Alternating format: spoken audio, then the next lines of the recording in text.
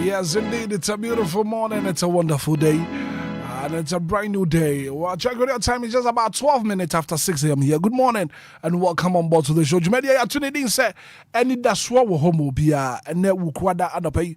Of course, a midweek's edition of the Breakfast Show, live on radio 106.9 megahertz, also live on Facebook and live on YouTube as well. Adapai, Michia Mwakwaba, Edia Anidaso Wɔhɔ Obia, Jumedia, so, and then Wukwada. Kita won sambo sumene da to so dunsia won fempem mienu ene aduonunum. A midweek's edition of the Breakfast Show. And as always do, we are here to serve you the very best of breakfast. I'm together with my able team Orasa Mokojo Akwazigibi, executive producer. In Shaba Kwajo Samibi Etechi wa pambo the one wafo Kofi Taylor, DJ Fiba and afa team ni na Etechi na pay ye de Anidaso Wɔhɔ Obia dwumadie no. Ye de bro na dwumadie no. That's all live on Facebook in Tuba. Now also watch a link no. I'm offer bin so etumi ahwebi. And I pay a bedding come pa. And to also far WhatsApp message no Fabra. Now my the first one is 059340 6565 059340 6565. Can't get to say Lumba is supernatural mineral water always proud to be associated with the Breakfast Show. And I pay Michiao, I'm watching, I'm wakwaba. Medafo Abusua what is she about? And I pay my mini wounding kwamo kakra. And kwama mini wood you know. And I pay ye bon kwamo by your son ashi your home crying. Adi anan Hitman, so unim Hitman. I know what you're concluding. Adi anan Hitman ni man say Edria Wessie na basafa. Ne tintin ne kesiye eno ana na wonim de na hema nima na se wo besi edua ne dua na wosiye no wo hwe na basafa ne tintin ene ne kesiye a wode Mordecai eba bebe senso na nipa nyina nim se ye de Mordecai ebe sense adua yi so nanso edua wosi ma ne nyonko no ewiase no ne ye de ono a ana asenso enti de na hema nima na se edua no wosi no de Mordecai size ne height ne kesiye ana wodi si se adua no na dwi nyina na se wode Mordecai eba ba senso nipa nyina atwen se de Mordecai ebe sense adua yi so nanso ewiase no ne yado ono a hema no ene yade na senso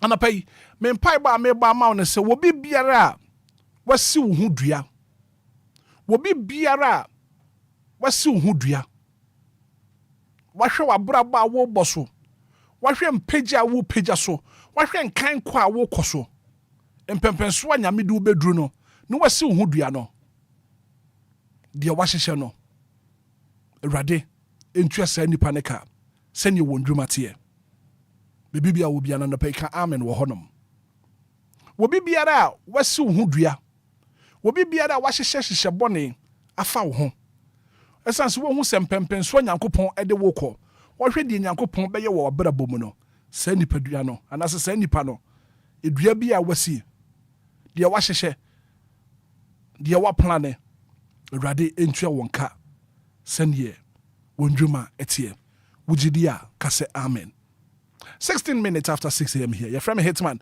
obetimi from bra kwabena maache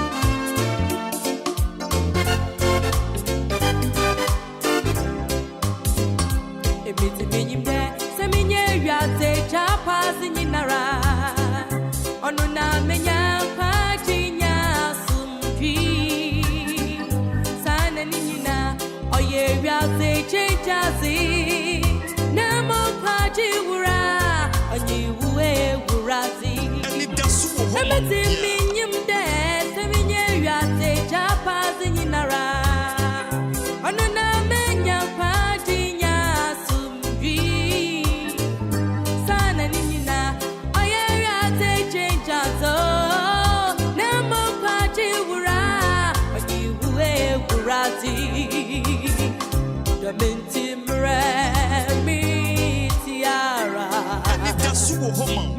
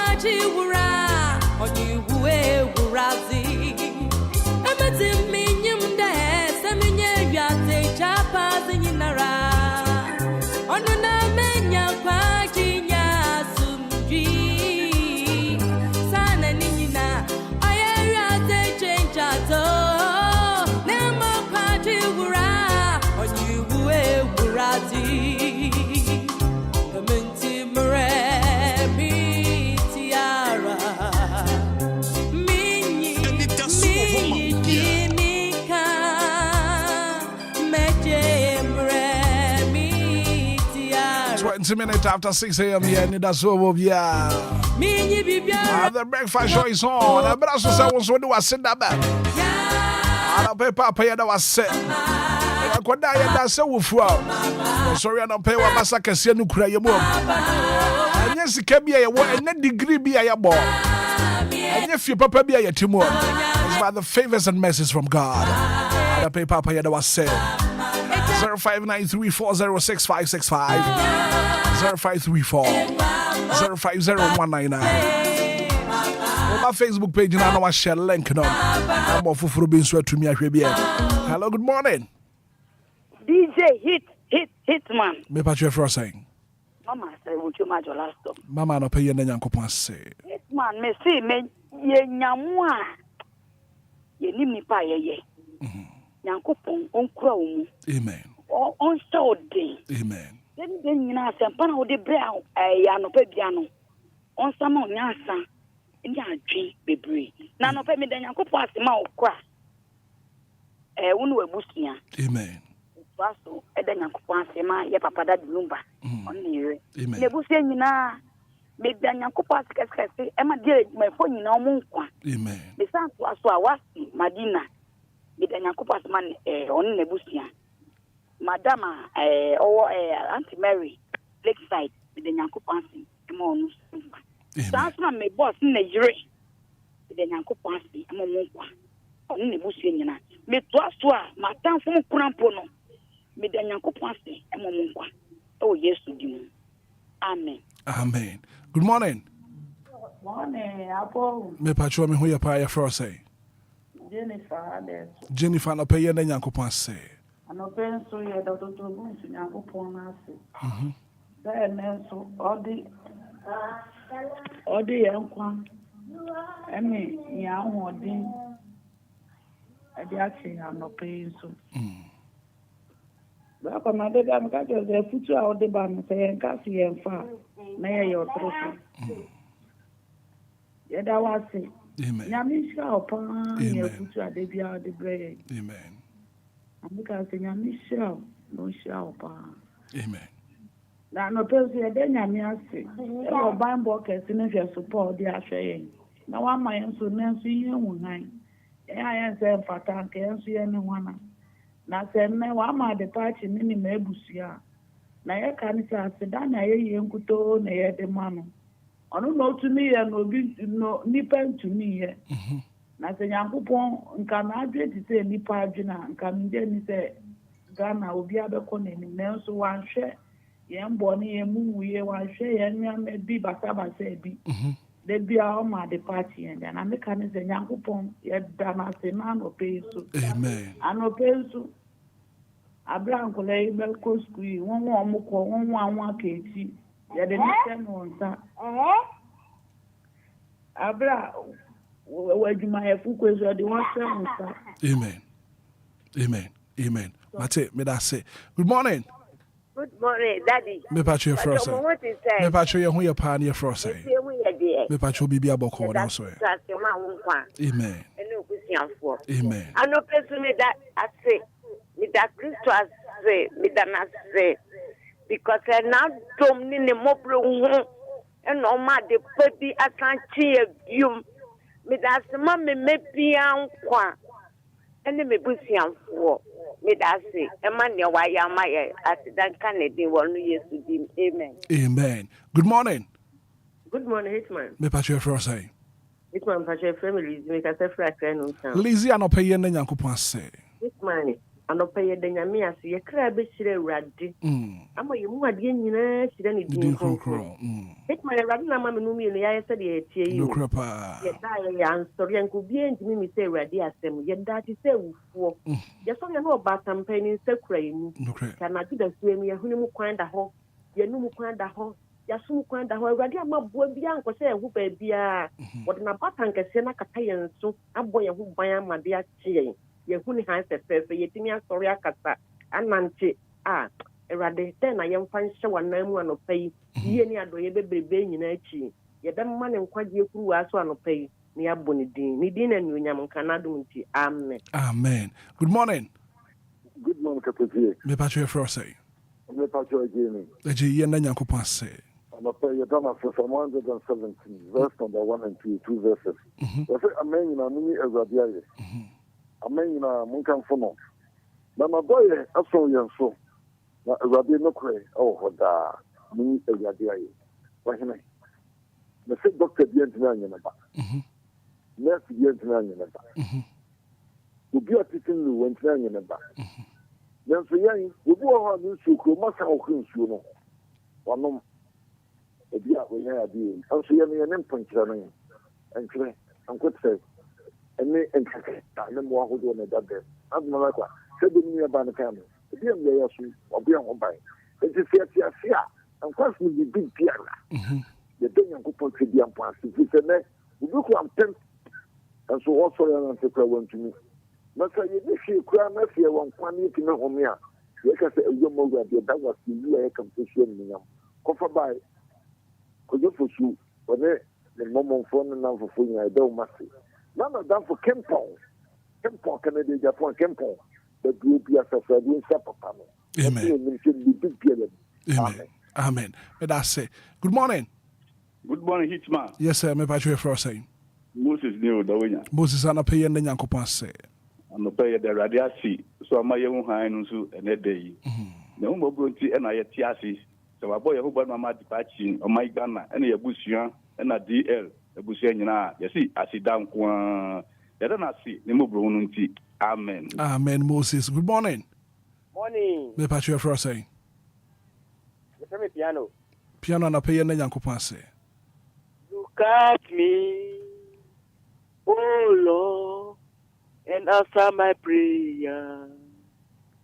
Who restore my strength? Don't let me down. I thank God for my life and my family this morning.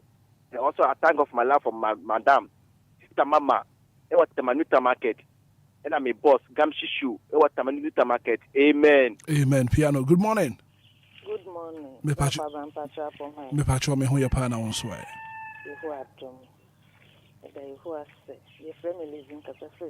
Lizzie Mammy to wanna pay. And the person see a near the black or brown and in a bushing of one can after that. A old year. Don't come full. Then there's a master normal Sanko school.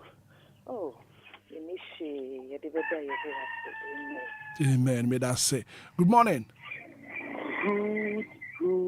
Good morning. Doctor Ben Trempana, so whom Mammy to wanna pay. Eja anopei meda otwedi ampo nyankopon ase sa anopei so wabie me ne meyere ene me ma na anopei o man Ghana eti mentwempa na menka na tactically no eya aseda ana mede ma otwedi ampo nyankopon a o hwa me so a o ma me ho emma sem ma memfa akonya we na me na nyame ase emfa ma papa bedu ekins ono oye Pentecost sofo a ono no ye district pastor e wo sunfro die mu ono ne yere Aisha Akins enu free ho a eye pastor Ebenezer Ado eye Pentecost software chebi anowo ono so anopay ono ne yere eye Joyce Ado anopay betunkra de mamopa nyame hye papa man twempra makraw Mate man twempra no pay me that say good morning. Hello. Good morning.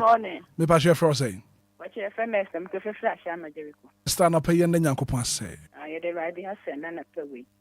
Same by a day to for not for another boy and by my patchy. Because I said, I'm connecting. I ain't connecting. I didn't ask me. Amen. May that say. Good morning. Good morning, Black or Black. Me patch your first say. I'm a friend that I now on the no crepa. Not to Lumba, quite nigh. Tunina. Adi. Timia, Namio, when you know, Lady Manu Becancer, Adi, dear, Anapayo, Adi, Timia, Namio, when you know, Lady Manu Becancer, Adi, dear. Amen. Amen. Amen. Good morning. Hello. Good morning. Morning. Me patch your first say. Auntie Maggie. Ana pay na Yankopon say. Ana pay the radio say. One a bambo and then just to power the saying. Ya koda ye die. Ya sorry ye never pass a speak crying. The radio say. So what can ya kasi ya perform? Nene mema, nene mena na no. Na busi ya mifidi yemu nipenya na. Ede radiasi. Ede radiasi mamonso amoya juma o DLFM ni narra. Madisi mu feedback, mabusi ya. Radia bomu na mubaya madepati yenya. O na ya sudan kutu. Tadi Lumba. Onena busi ya. Radia msha wanso. Na one woman, one mu papa mu. Na urade man and to a demon of fufra. I didn't become can. Let it be a Roman father war. A rade man and one bang. Monso, a radin sabo for an extremely a thing. Non shamokra, mon woman, this one. Monore master. Titrum Allah. A rade mo bibia won't bang. One my ticker moko su, one way mamma yanamorso. A rade mo won't bang. You free. I no more tramo, a riding one mobile. Now I'm one who banks with that as you born and I say penny for me, you'll be a cra. I said, riding, sir. Oh, my Ghana mobile. Not my Ghana, necra, baby. What be any answer for my Ghana soon? I said, Kuto, I am Kuto, and Tumtum Kuto. Yadana say, what they why am on my Ghana, any money penny. Amen. Amen, Auntie Maggie. Good morning. DJ. Yes, sir. Your first say. Your friend is Akode. Ana pay na Yankopon say. DJ me de nyame ase. And I'm the nyame ase ma me sofu penny. Honorable Bishop Richard Jerome Ahiagude, Adonai International Ministries, Head Pastor, mede nyame ase ma na brabo mede nyame ase ma me fiefo mede nyame ase ma mabusua mede nyame ase ma DLFM fo abusua mede nyame ase ema mreku anso amen Amen. Me that say. Good morning. Good morning, Brako Bra. Yeah, for say. Pastor Donny is Legono Bojo. And I pay your name, Yankopan say. And I pray that your message to woman the pay me at Chien. Yasanti will come beyond. Amen. Amen. Me that say. Good morning. Good morning, Brako Bra. Me patch your for say. It is Joyce, Nikasafia Shaman, Christian Village. Joyce, and I pay your name, Yankopan say. I pay me the Riasio. I said, my dear Brian, I pay the mood. Me sit out, no pay your fair domu. Amen. The Radias, the money in Mammy Busia. Any dear, a dear Busian phone in our use to him. Amen. Amen. Good morning. Good morning, Hitman. Yes, sir. Yeah, for say. FM do you do? Atomic Hotel dance man. Pacho and no. And I pay your name, Yankopan say. Now for your da say. Yada. Lumba a chief for dear classification. Hitman. Just a Obia out here. DLFM no pay na yaka Yesu why be the was one my own high and to say. Meda Yesu asi ama Atomic Hotel manager fed your administrator. Also tie the DLFM pa also tie Obia no pay. Meda say. Amen. Amen. Do you do? Good morning. Morning, I'll be this man up. Me patch me who your pie for say. I can have a money. Nana your name, Yankopan say. They were just the man in the bush. They were just saying, I just showing, so I'm a bonny answer. I didn't know Queen should be saying. As the Queen should be a woman be on Fanum in the bush. On Fanum dear Queen. On such a woman be on Fanum or Mangana. No more school calling now who by my and I don't mean to. Amen. Amen. Good morning. Mommy, it's now. Me patch your for say. Mama Esther, it's Lego. Mama, no pay your name, Yankopan say. I'm not paying Yamia Fire Nadia and you. Yeah, young Fatanian Senya and fed be, and then and dear be a young one do, and then that and no pencil. That's a sorry worker. Ah, yeah, Namwa, yeah, I think I bonny dear. Danyamia says, I want my brabo so Hitman when you were busia. Amen. And Dada Lumba on in the busian so. Any year so ya busian na any Ghana na. The Radias Yamin Kaya Wumlin na. Hitman TV no. Ebeba. TV no beba.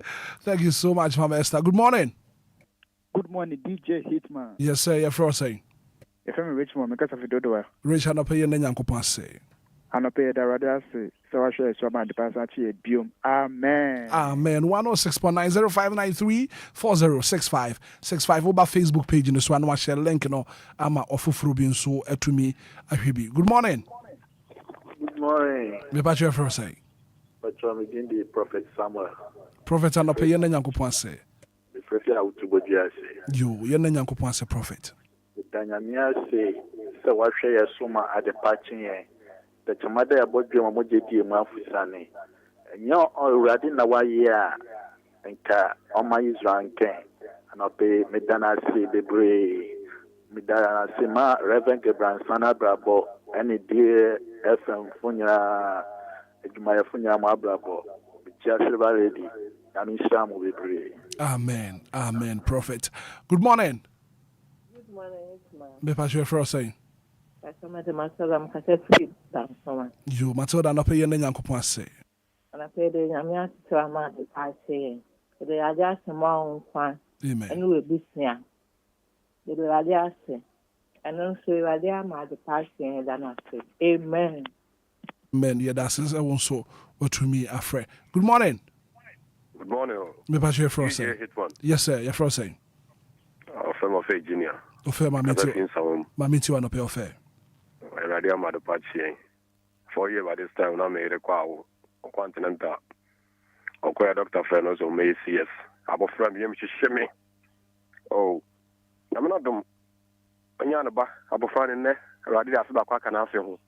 Or friend Delis, a good year of faith. Okay. You man happy birthday. Wow. On you may open a bar. Ufia doom, quadum. Amen. And the idea say, says I buy one of the abominable singer. Amen. And Papa Daddy Lumba and the DLFM. We ain't sure Mufia doom, quadum. Amen. Amen. Offer that's it. Good morning. DJ Hitman, Macho. Me pacho me jo so pa e fro say. Asante Zongo ni. Asante Zongo no pe wa promote say. Oba dia dum. Ene ba bi ase me free ni me ho. Ntene emu asisa no. Mate, ma me nti Asante Zongo. Ayo, anopai. Ke ba hunu fan kese no. Na babusu Asante ya me dawo ma no. Obi bia mfrɛ me nka hye. Owura Asante e brawo. Na se bianka sami mu nso. Me ho ye den dia. Na ne ya me kan hye. Ghana bofo pa. Ode ye mu nsɛm de kɔma wo asafo yehu ano ɛwɔ soro hɔ no. Ayi ye nka odin o na se nka odin agya. Amen. Amen. Asante Zungu ya da sapasa wonso. What to me after 0593406565 0534 and pay your Yankopon se kan ka say Lumba in super natural mineral water. Good morning. Good morning. Me pa che fro say. Mrs. Mintana pay my mint you. Papa, and pay my good morning be. Miss Am Major super. Ya me too on your case. And pay here that was it. Wa futu ya de radio se wayeni na wenjebi wayeni na anope tachamada podrium na se moje di mu afusani a na yo no na drum ye pepe ye bio obi ye papa chan yen se no she fridge na so me hu mo bro aso ye so e ma tachamada podrium na no pe ye ni ebusia esia fefe maboni bi ensi fia yasem ne say asedanka oboade asedanka jafo nya akopon ono obo ye ho ban ma no pe ade chinye no yesi o meji na asedane na yeyi yeda na se DLFM nti de bia ne din be kwaso ayekese ngo de bia mo ba ma ya boni din ni aka na me ne ye ne kese ye yeda na se papa I mean sure what it on your case only we busu nyina ufi kwa na ufi ba ombo ho bai only we busu eku amuwo ho amuye adwuma nyina irade fa na basa nsomo so na ombo mo ho bai den nyina mbetena ho na mo kansem a ebebo o my Ghana mo nye niema a ebeso nyame ani na irade din akoso ayekese akoso ada wase wakwala no so obeda nyame ase quick one mama you know. Good morning at say Patron President Medana Mia. Okay. Patron Medina. Nana Koza Mominda. Patron Yesu Diawayenu. Me Pese Medana Fiende. Diawayenu Supa. Diawayenu Ayayinkanu. Baby Obia. Pese medani you. Amen. Me that say. Good morning. Good morning, Hitman. Me ba chwe fro say. Mr. Nyako, Tamanuta, Champo Village. Mr. Nyako ma minti wana pay. Hitman, I promise to say. Me pa chwe me hu ye pa na wonswe. Dumina kwa. Here, dear Busheni na. I now pay to Trubon to Yankupon. Atu kwa mfrenyame. Ahunte huni yame. Ono ye prekase Yankupon of Security and who are boy fie. Ono de kantanko so mama nsanye na ye binom. Why na de ni bio?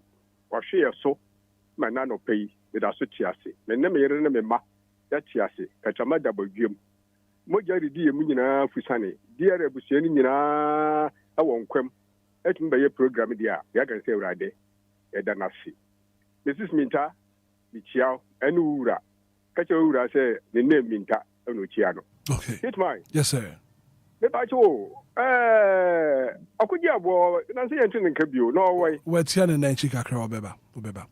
Aw, e de urade ase. Right. Ya me ne mo ye aduma. Yankopon enka won so ho na pay. Good morning. Good morning. Me ba cho fro say. Me ba yo fami Auntie Maggie kase free him fa. Me ba cho me kase fi majo. Me ka ne mama. Yo, yende Yankopon ase. No pay me da nyame ase. Nyame o ye nyame ne we hu ye mobo. O de yamfum so ne emra to nyina kyeye. Ano pese ye won kwa. Ne ye kan se ye hu a ye da wasi o. Ye da wasi biom ye ne ye ma, ye ne ye busia. Monso monkwa ye da wasima monkwa ne bamba wo dia boy yeda wase we Yesu dimu. Amen. Amen. We also good morning, Hitman. You're from me. Kofi Yima, Midifria Shaman, Diamond City. I thank God for my life and that of my family. WhatsApp message, also be to me the Wodiaba 0593 406565. Good morning, Hitman. I thank you so much and I thank God. You're from me Nana Abrofisafwa. And I also didn't buy and pay. Was a good morning, Hitman. Augustina Kofi, all the way from Tema Community 11. And I pay what they buy. I want also add that Nyankopan say. Good morning. Good morning, Dr. Bra. Me ba chef say. Dr. Mania kusai boy. Yende Nyankopan say. Dr. na pa yede nyamia say. Ambo ponya me no aboye ho ba na so. Ahwe somebody party. Nse hu han kese pe ye ni ebusua ane kana. Amen. Mami akusua yeda se wonso watumi afrena wonso wode waseda aba anopai wo Anidaso Wɔhɔ Obia dwumadie so I say che taxi driver anopai and what do we buy or send anopai mi tia anopai mi so me hu han fefe na meka se papa Yesu me do wase che taxi driver and the buy anopai. Good morning. Good morning. Me ba che say. Yes madam. Mr. Sadoko no say. Yo, yena Nyankopon. Yo, wabem. Ana pay the Yesu as nyame ode yankwa manya na pay so. Wa ma yehu ne ha sese no, ye ne yebusia, ye ne die mba nyinala, ye ne dade Lumba, na ne ma me. Ende ye nyina onya odadum na dum. Ana pay da na se. Ba ko ba ya da se wa wonkwa na pay so. Amen. Nyame omo wa hoden woni webusia. Amen. Onyu nkwadum, enyu fi adum nkwadum foforo mu. Ana peye de Yesu ase. Ana de nyame adum afam bi. Wabem pa. But that's it. So also what to me friend. 0593406565 yen for final call and pay what sida embrace so na yen fancy 0593406565 0534 050 199. Good morning. Me patcho for say. You, akuya mami ana pay na Nyankopon say. And then na pay the radio. Na wa wo me nyi free kwa me the radio so de me so me kwa acheme. Adumenti amen. Amen. Yeah, that's it. Ana pay ha anaseda edibisi Nyankopon wontie na seda ebra ye free a ye kwa adwuma yi wonka ye ho wonfa ye nkọ de ye kwa koton woma ye nto de ye kwa kwakoye woma ye nsanka de bedu fi asomdue mi ebeka se papa ye da wase we ene ye mpa ebo. Good morning.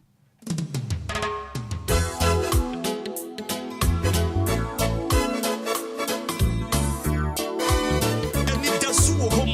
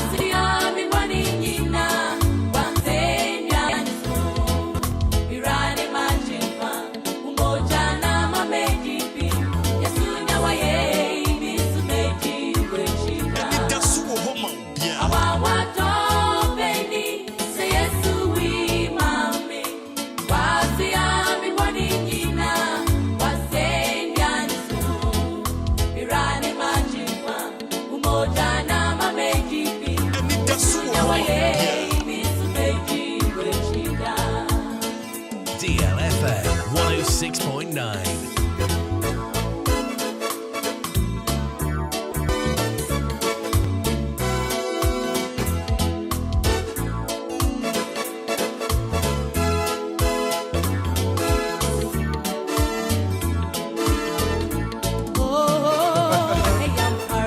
Paris and Yankupon your dog. 47 minutes after 6 a.m. here, Anidaso Wɔhɔ Obia. Manophobia and the word one birthday. Yeah, Mama, happy birthday. Why a special birthday, pan confirm. Lady Talata Jackson.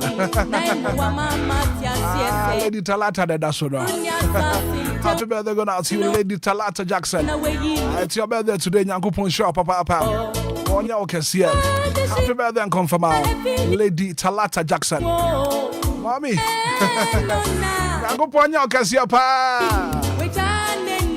Happy birthday and confirm Lady Talata Jackson.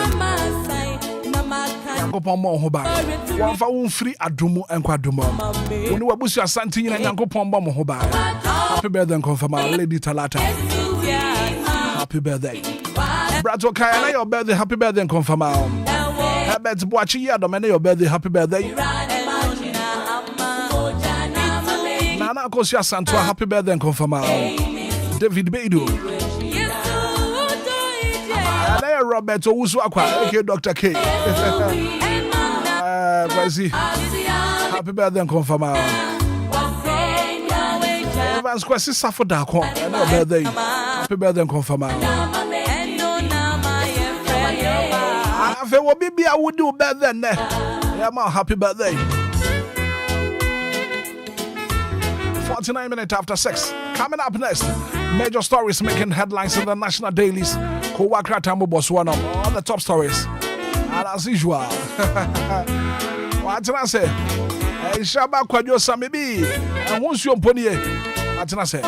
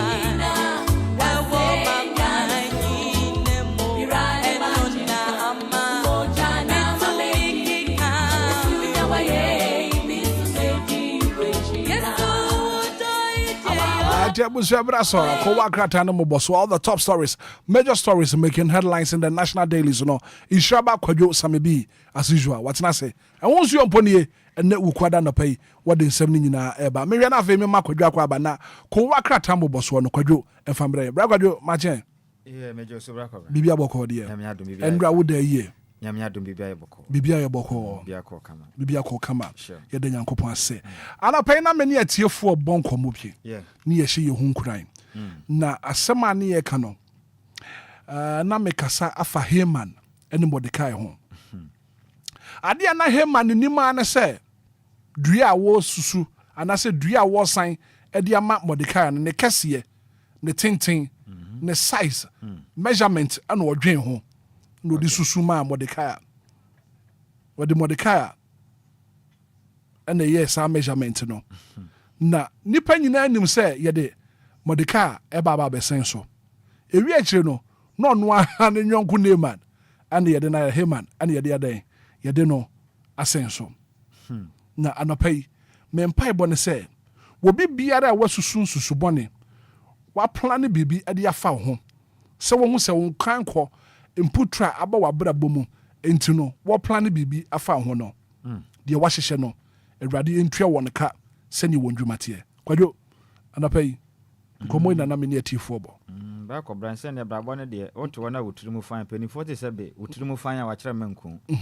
Enti obi betumi adwene ho adwene bɔne asusu musu ama wo. Nanso sɛ wo abrabɔ na wo bɔ no. Wo ma ne so nyame ani a. Na wototo anamu yi a ɔsɛfo no bɛyɛ de ɔbɛyɛ nanso ɔbɛde sɛ sɛbe ɛboba a ɛdan kranim. Ɛbɛyɛ de sɛ boa ɛdan kranim. Nti abrabɔ no wo de ade ba ko ɛbɛboa wo ne sɛ ɛnwene nyɔnko ho adwene bɔne. De bia adwene papa ma wo nua. Bɔbra so nyame ani asa. Fo abrabɔ gya nyame. Wonya de gya nyame wie. Na sɛ wo bɔbra ne sɛ de yɛsɛ fata abra kɔ na wo de ɔpɔtanfo no nkɔ soro mafom. Otu susa otu amuna ma wɔn abɛtɔ na munam. Sa na brabɔ ne. De otu na mena no. Ɔno ane betum. Ɔno ane betum. Bet sɛ kɔba sɛ wabrabɔ nso nyame ani na bɔbra ne sɛ de tie odwene bɔne de ya sɔre so obenya. Aha because na wo hwɛ sa Hitman ne ujafode na wo Kenya. Sa ne tie. Ba kɔ dwene bɔne. Ba kɔ nso de ɔno no ɔmfa na brabɔ. Ɔno de nso de bi ɔbɔ mpa ɛbɔ brabɔ. Wo hwɛ Hitman na bɔne na wo ba bedi no kra no wasada plan pa. Na wo pa. Obia ne ho bedi bɔne ɔnwe hu. De odi bɔne na ɛbrɛ sene de ɔyɛ papa. Nokre. Wo pɛ sɛ odi bɔne a masa ne ma de begu nsane ani ansa watumi ama bibia yɛ adwuma na nya adwuma ketwa o. Nokre pa. Ɔmo brɛ pa. Yo. And I pay all the top stories, major stories making headlines in the national dailies. Israba Kwadwo Samibi. Kwadwo wo bre ni Enquires.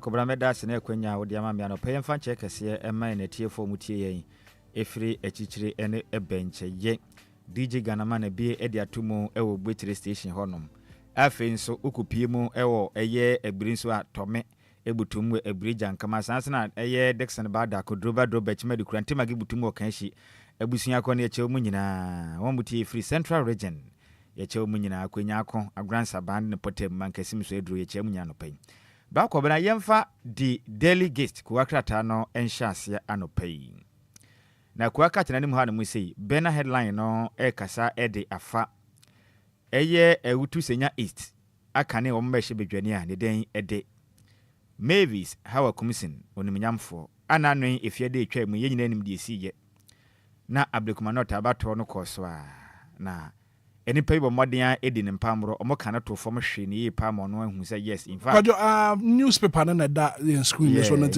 one hour here live on Facebook no wo ban so awon so ben sa beka say how a commission breaks silence. I used pepper spray for self defense. Enti how a commission akane no na yemashi betwane edema adehye omwo awutu senya east ono krenso no yo soafo no hwe enam yesu man ganem o kiremu say de enti ekofa abro ne bae ne nyina no omobro no saa no enipa bi de bo ne tirimu poso mbebo no efise ndi sa manyo na nka so motanda dada efise mna no moye eye voter registration exercise no sa voter registration exercise no wakaso ne potem no ono ane bampu omode 9 sekan ma ewo no enti okọ no aboa ne ho dada na mra okudu ho no mo na anane ma bi koso se nipa bi ofrika so kan ndi sa manyo no ma no etene nensa ewo no so se ha komisin no wahen fa na otwe 9 for de ba ne so eni ti no bo no ho moden e de pepper spray ni bo no ho ban ti we de na o de bo no ho ban keke ti mu amọ kasa se de na o de koye no ya ho ban bo o de bo no ho ban enti ene ho nsem no na bra ko akata no esoro ho no no wechire mi se dumso levy kicks off today enti ene na dumso levy a Ghana man pani ese wo de ba no ene na epa ho ntoma enti shenkani a wutie mi wa obehia fa ngode ade udwuma na mesra wada no pay wo kọ na akoto bia sika no ya wadwen se wo kọ akoto e bia 10 gallons ana se yemfen se bia 20 liters a mesra wo ma 20 Ghana nka ho ana manka ne yi waka ne yi pa se wo kọ akoto 10 gallons ana se 10 liters a mesra wada me 10 Ghana cedis fa pay so fi sa ba ne beji 11 cedi bia o liter ba kum no de akọ akọboa medum so a wo ma boro kade agu wagya yensa no omu de kwa akoteka no so bi temesrew bomodia na no pa die fango no kwa akotɔ a moni na ho bomodia 1 liter bia 1 Ghana cedi for your pocket aban beje e de free siken nti munhye no nso Samson Akufo-Addo denies meddling in MPP conference no we de watwa ne say confab enti aka ne Ghana man panin Nana Adedankwa Akufo-Addo chirem say insampi beto dwa se o employment you could not transfer kwaye wonum delegate conference yanko poyad mon 19th of this month mu chirem se Ghana man panin be chirem se nkomutu nheda o chirem anya no kre enyo na be se gina man employment you could say wonum entum fansha de fi se o amenyo could won panin fa do mo ka biegom enti ono wonka ho hwe enti sa sensa ho do na ekoso no right munyai kra Samson at CDM for ashase pressure pa aye foreign ministry no okujetu abrakwa omo chese papa ekopie mu UN for aye UN for mpani for akache mongwa nkwato aba na ayi omo chirem say Ghana's no show on UN gay vote papa ekoya aba na omo kwato ye no wantu bi enwa kwa kwatena say omo chirem say won betata na sa every say emla ndi se amanyokwe ebontoa ebe peretumi wo man ka kire Ghana for say abanda da no nsan na se wansan a obo obesan na prekopani yakuanim na Ghana man pani bae la kadase kana o chirem say okwasa na kokwasa o chirem say esi amekese na de na kra de aspire kra anti no mbe foforo na wo Samuel okujetu abrakra ya soma na kona ko na kosi Ghana ne moto aba krachi antubi ha wantubi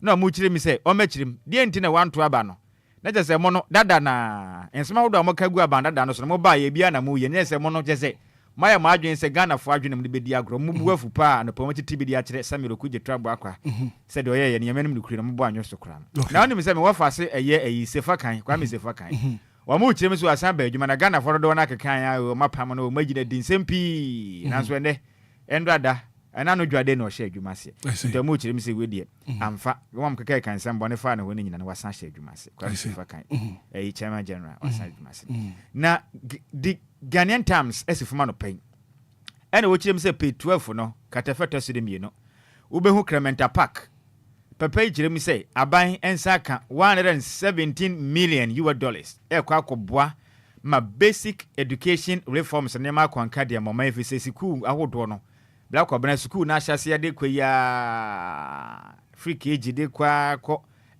primary ni ade akwa GHS ne do ba bia ne ma nkon kanti abanya kwaji sika botene 117 million US dollars beboa me suku no fiti ase ne ma konkan etime ede ama omen Samson president orders arrest of a rugged tax forces the Ghana man peni chimse nimpa bi ombo mmodin a etu anamompone na galamse task force na omatia o mayo madwen so makwaji sika de afru mamutu galamse anu mutu fuma agudi enkoma mu no omonche wo munyina omonche obia fa na mra no fo omuntu afiase na onpapa wo no musum na echina sa na mutu no munya na nya de pa Samson na safety of meat not guaranteed unless sourced from certified facilities expert na ekese omujiri mi say bra ko bra mamamadian ekọ miamia hodom to tontonam titiriu nantwenam aponche odwan ne ade a yebo no donkomi twetwa mayanka osahefan wo mu kire mi a memia pi na ho no manya de mpanifo gya tum abo no bi ho mpo amayanka no bi mu kire mi say abo no bi ko no yare wo yade wa fon ekina kro betumi awu eno ma hye de ekuna akoton bi kura na nam no kura na aporo na mo ton de mamo na matu aguso nwanse na boso saa mo kire mu a mo koto na mawia mo hwe ni yefisi memia pi na mo koto nam na mahwe ni ya ba koto yade de mamo kra mo hwe ni yepam okay Samson na daily guide ko akata ba ma ne say businessman be the petition akwa euro company for say over $100,000 mining deal na ekoso ewo top perform ye adwuma ewo minerals commission wo na mo de nkrata ema nipa bi so wonye na onya akwanja nkotufu magudie wo mu kire mi se ne lakadase ka ne bi koso kokwasa sika nipa bi dwigo mbotom o mamu ba kwabra nya semkuma right abamu nipa ene edwiri sika okuntu na sigo mbotom na mo man Ghana mani bi essence asenti we company fu se mutu mechede a monkwache wonom efi se we de mo amonantini kru monkwankwache se munu meche paade a monkwache won ne yehu de emla no so enya adwuma obabia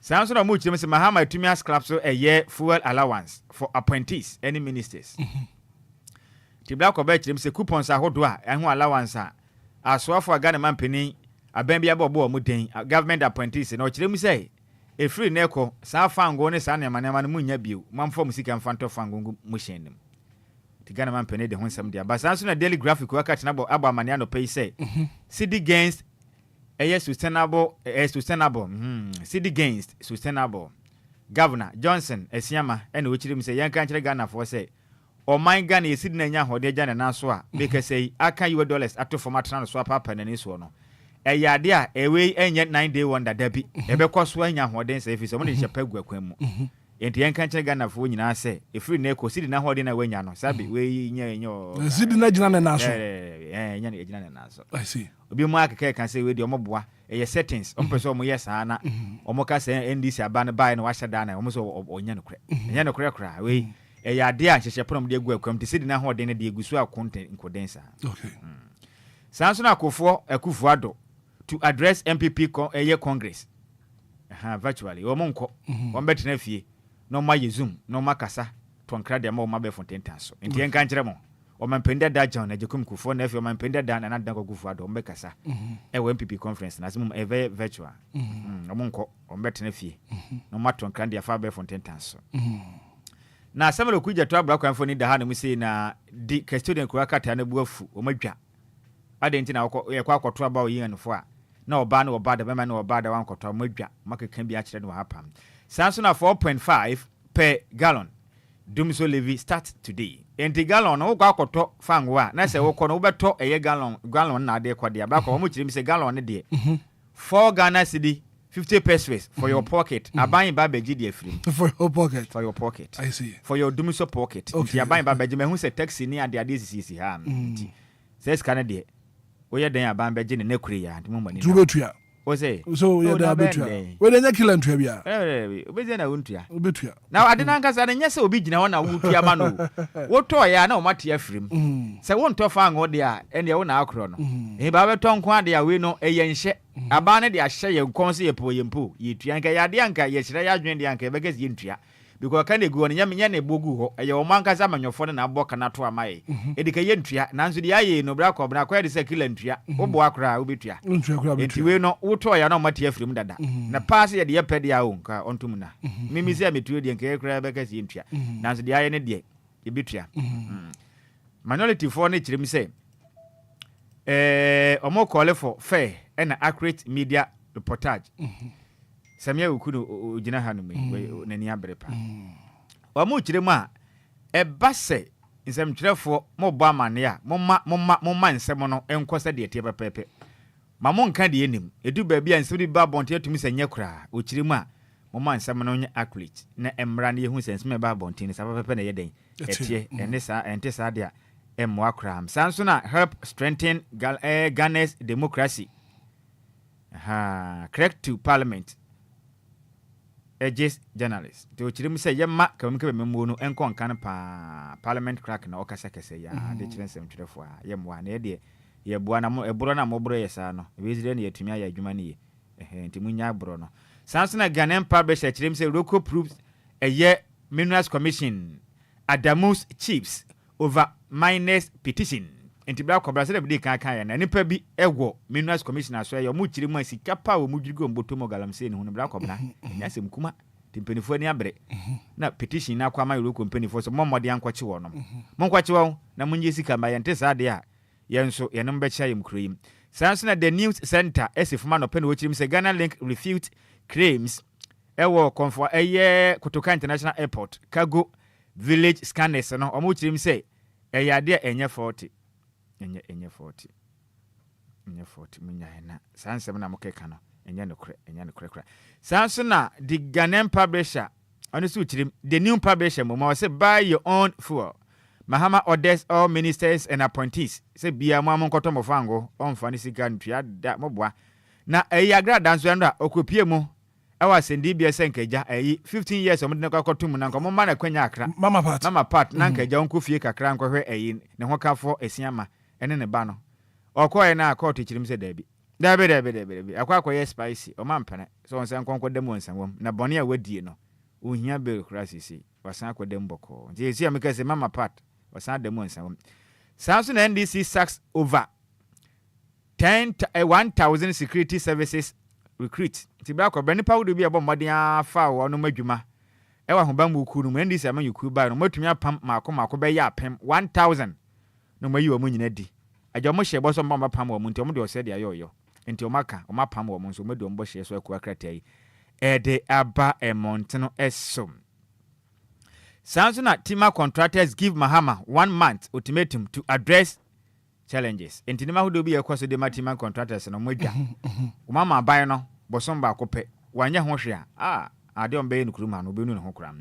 Yemfa we enso entuyense bo na kuakata ne sem ne dose de naso be ne ti ne yemmongura mu a. The informer kuakata ne chirim se equity by election mu chirim se interior minister abokoko. Samoa mode ebone empam tuma mu da no se munnim. Na mkoya mo hontse bo aburo ehuri ya moja mpa ne tirimu wakwetia by election ne dia mo beto mo pega ade obeye mo be hu say yes bema wo kuruma no so waka ho nsem Samsung go send no more MPP pardons ekua afriye hu say ekua afriye omo ka chene say aba no mane nkoto momonko MPP fo no monkoto no aka so obekọ no koyi o makọ buru omo femfram nti omo say omo hu omo kan wenti nti wendie wakopa che mo de ache no mom ohwe ne wankoye biom Samsung for accused granted a year 800k bail nti bail no mo de ama wo no mu chirim say Ramadan rice saga Ramadan ya omoko ya akwantukasi afahye ya no mu chirim say ye nuanum kramofui nipa bi ada wo ma no mo de mo kwacheche ya nipa bi akudi hey mu de ade ye gbaura hanso mo kwakudi to mu chirim say ehun sempi na 800k na mo de ato mu tiso amkeso mo bail ko akratai ede hon sensem dia bana daily analyst ko kata ande abambonte ne ba ko boni mi se nansen beto dwa se ns kumi ono no ka oye ma hye bedwan de manage mo akwatia no ebi mba kyerɛkyerɛ ya bɛyɛ ni poster se okwa akogina makwa akopere franka akotu akwatia by election okwa akopere franka de MPP am yoko no mu kirim se nya nokre munyaika nya nokre kra nya nokre kra ko kata ande aba right e kirim asansensem nya nokre ni de akobran sem de dos nanso ye nyina we su ne mfa ni nyina emfansi dejumadi ahodo na yeka ne nyina entwa so right inshaba kwadwo sami bi kwadwo na pa me da se papa 9 minutes after 7 a.m. A quick commercial break here ba ye be din komo me be sisi ya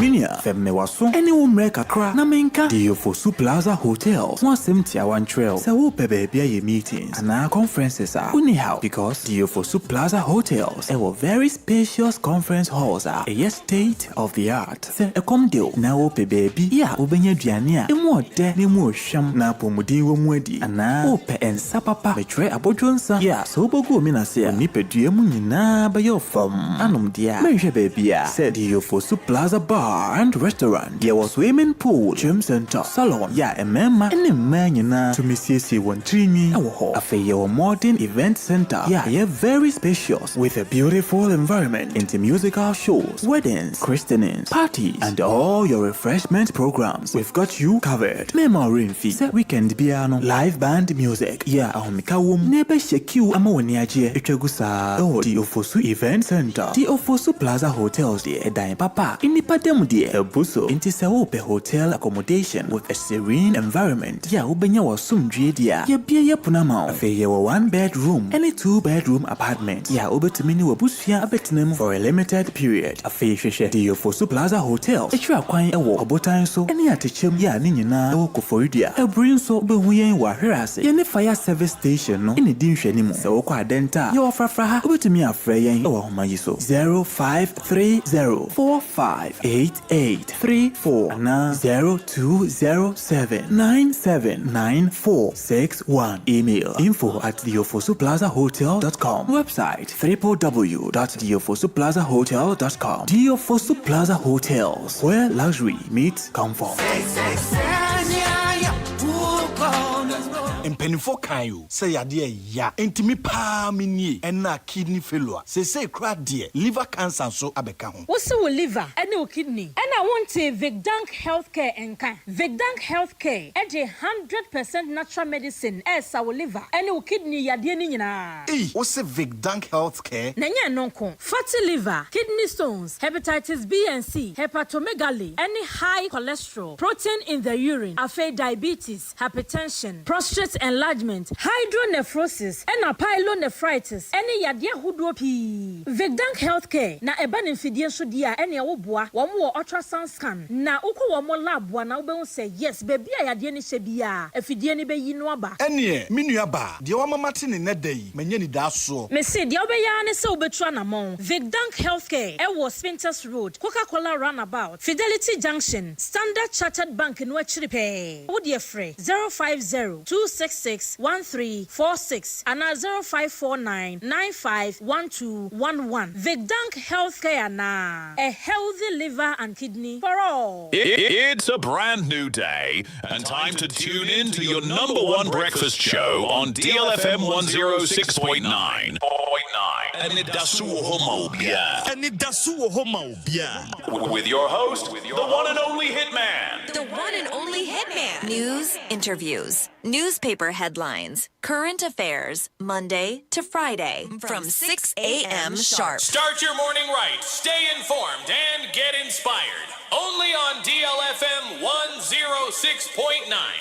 Anidaso Wɔhɔ Obia.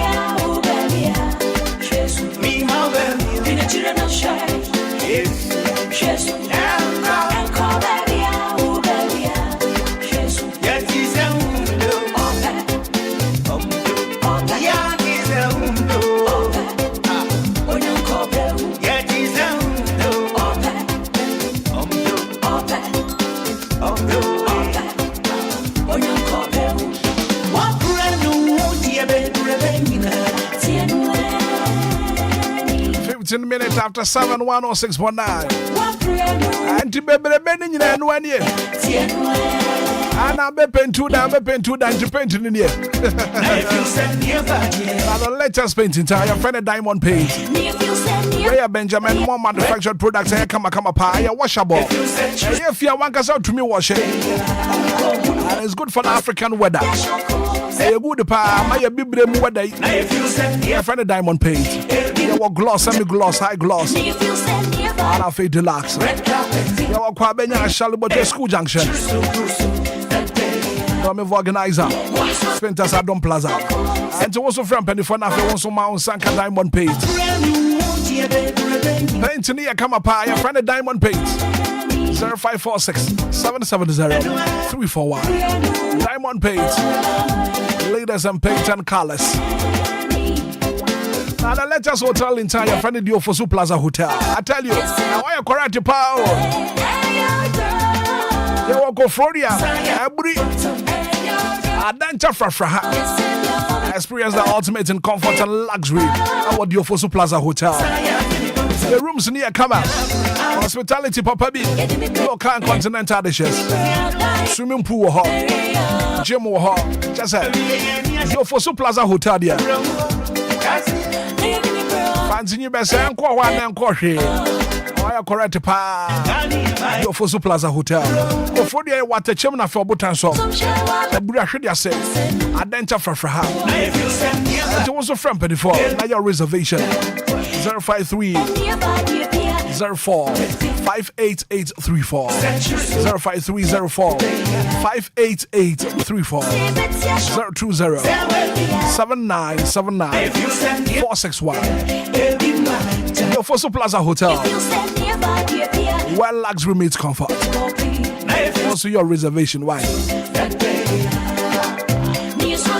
Let me say, I didn't want to cheer. Medima for her clinic, Dr. Time, that's what some can control. Sabra Sobranon fire time on 2 yards and so. Now, Hunter. Your new branch, I be one cry. Oh, Pokwa Samayra. Medima for her clinic. Medima for her clinic. Pokwa Samayra. And Jabra. I've Dr. Fire the and to baby. Stroke connected to what was in the area. What to do in the area? I won't say so. Nina, Medima for her clinic. Pokwa Samayra. 0244 774 282. Medima for her clinic. How are your last one? But we are Bama Wutu and Kumabwa. When you are Baba called them all the Antisa and Nadia Chen. I don't know what you can tata. I COVID what you want some. Motiving so never find power. Now Baba can wa painting. Let's pray. What the Sana Diache? Wabani Bedra Bruta. That was so to be power. I was so to me now. Now premature ejaculation, sexual weakness. What do you know? I give us speak up sauce. Sankabi. Adria man Montoma Memano. Give us speak up sauce. Correct power. Give us cook up sauce. This is in the Yoya. Coconut to one mine. How I am Tim Hawa. Sanka give us cook up sauce. They give us a bami shaba. I don't know support your immune system. I put malaria, typhoid, and I feel join this. From 240543 222 470. Give us speak up sauce. Give us cook up sauce. Give us a bami shaba.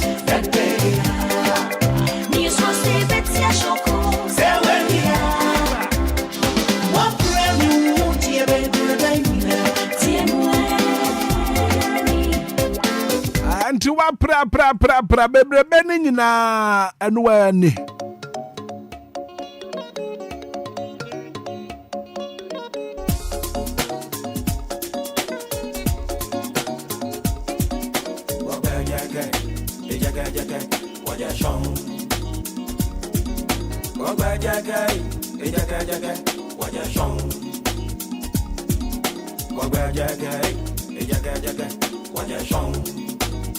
DLFM 106.9. DLFM 106.9.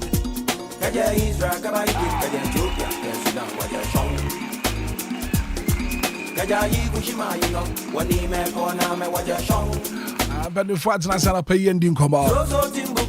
I shaba kwadio samebi atina sen. Oraja tabom jata ya tour guy. Watina sen. And as usual, Kofi Taylor's watina sen. Pambo be join here na na pay din kobo. I na fe me makwadwa kwa machibiam. And ye hwe na fe me din komo. And na pen koma me pese ye die no. Ayade as wo mind Ghana. Ye nhye dam pay attention to sadie no. O mind Ghana. Wo man ye timu ye pay attention Emma sadie no. Na Ghana. As a new maybe I was you pay attention to no. You pay attention to. Now in 2024, Ghana tourism sector no it generated $4.8 billion. $4.8 billion. Ajeta. Na Ghana abayno and I see a tourism sector no it generated $4.8 billion as revenue. Our Ghana Tourism Authority. Kwajo, Ghana, your tourism, your tourism. As you tuna jeje mu okrom ha. Wobekọ various tourist sites. State a woman no. Enya kono. Abrofi fra brochire ba. Eba nsrahwe. And wobekrom ha. Sika wode bekrom ha no. Emo mai ekona nimpa. Kwadwo anapa nkoma mepese yedie no no. Mamitio. Bra kobra edi kan memfa na asema wona menchia na tiefo ni bio na asema wade abani asema hu hia na senior man wo fia nti no we me bone tew ika kituwa bi na eja yeja ne nyina ma no ne de wo site wonto ni de ekọ ne de ba nyina na eni se ye wo me ahodo a eye nsrahwe me ahodo wo manyim na okwa mama ahodo so a sa nsrahwe bia no eboa momunya sika bebre ukọ man bi te se Dubai nye kuro bi ebeka ne so mo ade papa bia wo ho no mo akiri so resources aga na wo no Dubai wo mu ni kapre wo mu ni bi eye nsuo no matena se adwen ho ena mo atumi amanyema ye kama ena ho akoye nsrahwe bia kama obi kọ ho ananigye ne yetu kwan kọhwe e wo Dubai ni emu ni resources papa bia okuru mo Ghana said ye tie ne Japan nya me de adom ye ne ye hu boto anu fa kran fanhye ye wo a lot of tourist sites wo manyimu a anka ye ni ku hu a ba kobna anka ye tibia nie ma me ka se bi nkyerɛw said na wo ka no 2024 report e ba bonten on the 8th of July this month ene ba ye okay 8th of July this month ye e wa fi mu 2024 yes ene beto odwa say 2024 revenue sika yenya di free insrahwe mmem yahodo wo mem ye kan bom na ye 4.8 billion dollars US.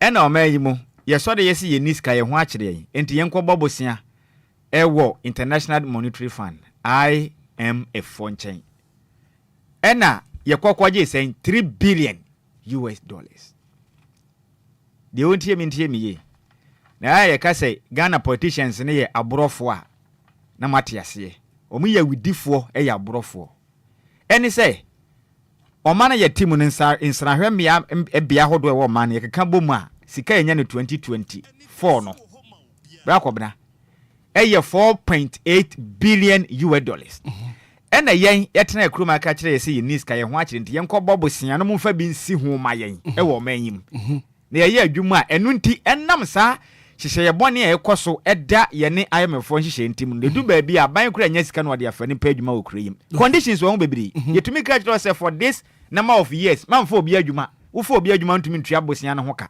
enti man fa ni pa adwuma na o ma kire de ye nya wo manyim ni akwaje 3 billion ye yakwaje 3 billion US dollars e wo krom ha ye betumi de afi baako etimi anya sa sika no more than that ya anya ho adwuma 2024 enya sen 4.8 billion dollars yes fine 2023 kura na etwa mu no eno so yenya 3.81 billion US dollars 2023 yenya sen 3.81 billion US dollars eno so kura sen bosia ye kwaje wo IMF yakobɔ bosia ye ka ye to aye ntumi ntua nwie ne wa me ahodo senior atena sinti se de maka na menka dodo na Kakum National Park eda ho aye nim srahwe bia tesa abrofo yi ba ekɔ ho de bia da Cape Coast Castle ene Elmina Castle eda ho yi a na ka aka ne o man pani atena ye no no kokwa amono ne ahodo a o mfa ni agro ekɔ o man Ghana na aka ne no na ye nation's capital na ye hifa Cape Coast ekɔ ne na o man pani te hwe o man yi so enti bia ya sanse na ye no ene kɔ hwe se de ye waye yatunu nyina jejem sika ne bade ayedi ba se yensie na nya kraba hwe na nya akono na ma abrofo ne mra ne yenko hwe ne nya sika ne de bra kobra me de videos bi ma senior videos ne da so no anti we de na wa yi videos ni bi ama Ghana for ne de joining live on Facebook na mo be hu videos a ye ka ho asem no Osu Castle aka na ho no mampani ye den etena bia e Christian Boy Castle yes ene ye de akoden Jubilee House yesi ye hote sen asma me bi seni anopai e hote sen ye wo miamia pina wo man yi mu a bra kobna Lake Bosomotwe Boti Force yesi akora du ba bi kwa ne tete se manfo crash ase etu galamse ne bi ho mensuo ne nyina ni ase kora wo kura Boti Force yes be ye nsem pi ye tu galamse wo ho ye tete ye say yesi nsuo na mempani fo mo hwe be kan se we nya no kora na yesunsuo nsuo ni ade a na ma nsuo ne ni asesa ne ade bra kobra ye won srahwe mmia bebre wo man yi mu a kampani fo no tumi mo ni di akire eye ni yi a ka Ghana ye tibia ni o wuyi natural resources a ye wo wasase mu eboa ye me nya sika no mpo no oman enkeje pade anyame de adum ye nie but enam kro no a mokwaje bosia na omunya firi mu nti omaka kwaje bosia na danse ombesiesie ye ne ankasa toilet attraction centers no mo oman ye ni agye hwe na mo of nipa nkom be yi adwuma wo sa miamia ho ni nyina ye employment ni bio source of employment because ese ne kama obi ti wono ma wo ye adwuma wo ho na busum de etua ne ka na obi behwe ne watua ka boa me ye nyina nya sika de ye den e de bo man yi ho bra benipinifo na ma ya te ase sa na ma ya de a omo nya hu adwuma sika ne ba de omoje but ye nsiesie ne nya kra behwe no wono mo nye tibra ko me de mesre se oman yi yetumi tena ase na 2024 2023 etumi nya sika ese ne bosia ye kwaji amansan amanso e de bebo oman yi ho bra ye tua ho nsi ho e ma ni senti empinifo nya sika ya ma ye nhyehyɛ ye se ye ni so ne ye nye ye hu yi na ye $3 billion na se betumi atena Ghana ha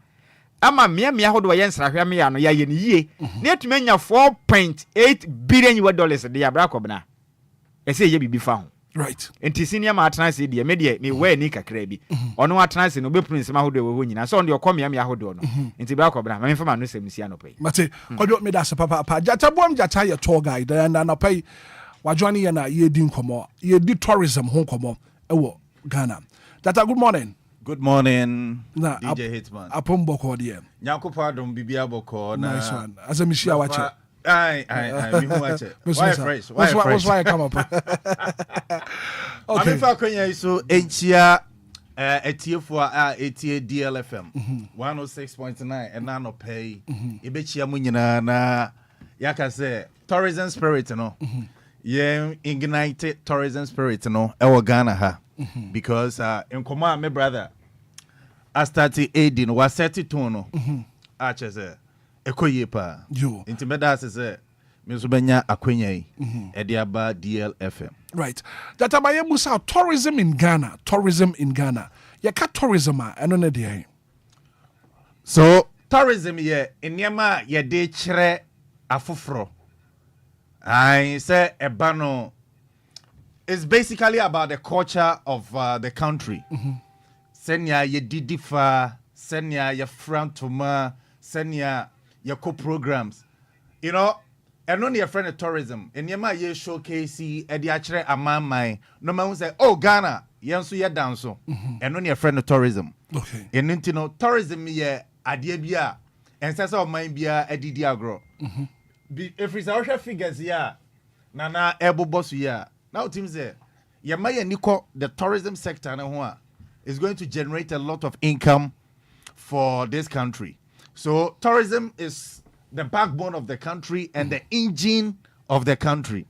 And, you know, in simple terms, I may define tourism. Okay. So, measures being as we mind Ghana, you be na fe your tourism tourism industry no. To me revitalize tourism industry no to me agina na so because per figures are in shaba kwadwo same bi ebo boso no na just ye ma ye ni tourism ho a ebe ma o mai atumi akona nim pa seriously me does say mo the topic we so abetudwa na infrastructural development ya dia edi o mai no nya say yes bibi say ye the represent tourism na ye be maintain no and no ye problem kese e wo mamu ha enche bia na the Akufo-Addo government refurbish the Kwame Nkrumah Memorial Park and na obeko na light bi etu ochina obeko na edina agasa na ya twere ho no echi no prepare for you. Nobody is replacing. So some of these things they are a hard drain. Okay. Ya build a tourist site no. Kwame Nkrumah Memorial Park was the most sought after tour site in Ghana last year, 2023-2024. And when the baby amount for koi pa. Okay. And as I said, almost putting systems in place about maintaining the facility for the country. Because insiona eba no tore bia be kona insiona mba. E tore bia na a Google form basa. So all these things a tall site like the Boti Falls. Look at Boti Falls. A dear Ajamo Mino. Now accessibility poor. A quite Enquire the Koboti Force, no. Enquire the Koboti Force near too bad. Every media brofobi corner. You do, baby. I'm saying, are you sure you are taking us to the right place? Because I'm sure they were Enquire yana. I said, and biaya you invest every day. They keep taking a lot of money. I been so called government.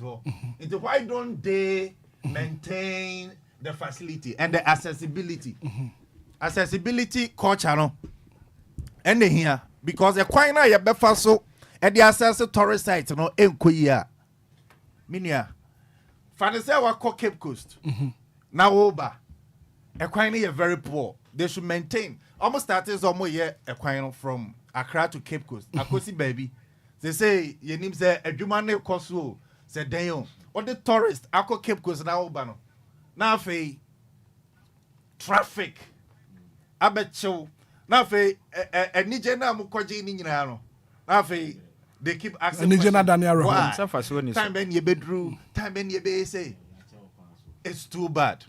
As I see a man need eco accessibility of tourist sites. Seriously.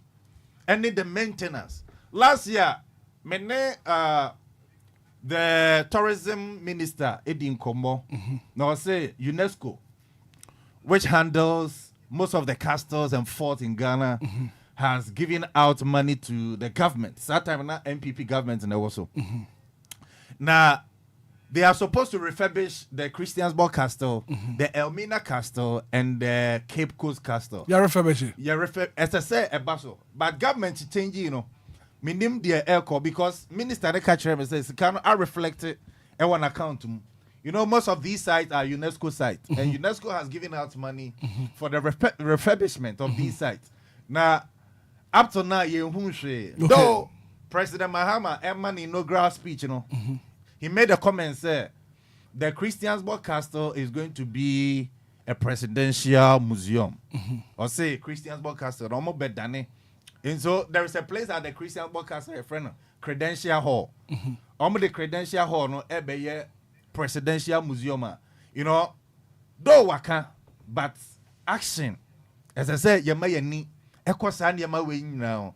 Infrastructural development, a dear bakwa, ADA, a quiet befaso. Says, yeah, I don't recommend places like Boti Falls.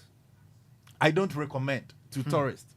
Tourists be to me frame say what is a place be the Boti Falls. Make a chance say for her own good, you know. Ebeya young call a cinema waterfalls because when who's a horoma ya kwano. A cinema waterfalls. What try to do chroma? A horoma ya kwano me daso. And also called Safari Valley. Safari Valley. Junction na ufi ho echo Safari Valley. They are also taking lots of money, but that quite kakrano almost so they should try and do something. They should try and do something. I know say most of the Sikanon so echo are buying a ho, but individual private entities now also handle tourist sites, you know. Are they also investing? And not see a question here bizarre because looking at the monies they charge, especially Safari Valley, Sika Omoje was Safari Valley, you know. Because young call when they are because no, Obako invested says can. Yes, but people go there on a daily basis. So what is wrong by maintaining the roads leading to the place, you know? Okay. So some of these things, as I said, abayinoma nani ekohon. Okay. That take you through. Sabrofo efra bruche Ghana in Sahwe. Omo contact wa then omo kan enfa na odi omo call. Ana share to send take you through the procedure as a tour guide. All right. So you know, Obia betimi a contact o. Ba nye ni nyina na omo to me ba.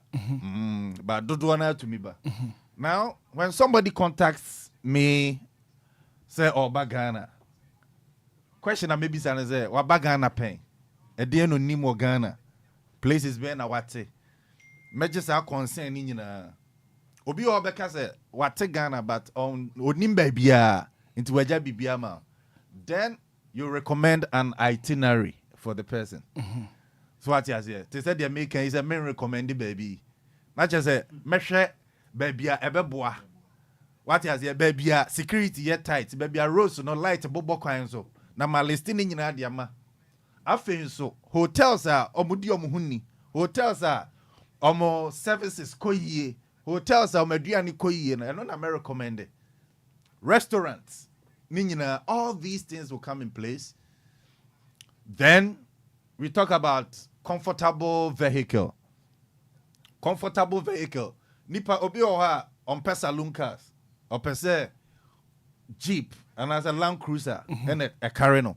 So you take all these things, then you explain what is at the tourist side to them. Say Bia, Osu Castella. You know, you tell them a bit about the Osu Castle. Now a ginger mo appetite. What he has here. Cape Coast Castle, you tell them about it, what they are to expect. So, and I'll be sharing the panel so because African Americans omo wo me interest and abrofo enso wo me interest bro ni bi o ha o de ne call castles are emfa say emfa because story no story in favor no what you say it is so bisa ni interest is he coming to Ghana to chill or what and African American there ono obai to say pilgrimage African Americans you know they come as a pilgrimage to Ghana. Omo some ancestors. Every Ghana had them. In the urban nation, they are coming to bond with their ancestors. So they will tell you, say, take me to Asen Manso Slave River Park. They will tell you to tell them to the Elmina Castle, the Cape Coast Castle, all these places, you know. And the traditional culture of Ghana. So places like Kumasi, Uko Menchia Palace, they have a museum in the Menchia Palace, which is open to the public.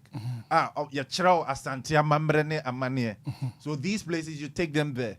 And baby, your Confuanoche at this sword, when Oka story in Chira Brofona, Omunjin this, also, will be the seconds you want to be into. You know, not a young they want to see. So you take them there. You have to tell them things that will whet their appetite. So you put all these things in place, then you tell them about the cost and you negotiate. Then they come to Ghana. Finally, you give them great hospitality. Now, omodaya sona omo you know.